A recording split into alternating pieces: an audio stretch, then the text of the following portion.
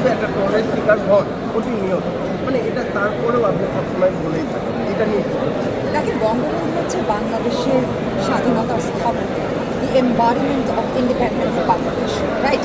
যে আমরা যদি ভুলে যাই যে আমাদের স্থপতিকে, আমাদের দেশের স্থপতিকে, তাহলে তো আমরা আমাদের নিজেদের পরিচয় ভুলে গেলাম। তাহলে তো আমরা আমাদের নিজেদেরকেই স্বীকার করলাম না। আমরা বঙ্গবন্ধুকে অস্বীকার করলে আমরা আমাদের জাতিকে অস্বীকার করবো, আমাদের নিজস্ব পরিচয়কে অস্বীকার করবো। তো সেই জায়গা থেকে তো কখনো আমি আমার নিজের পরিচয়কে অস্বীকার করতে পারি না, সম্ভবই না।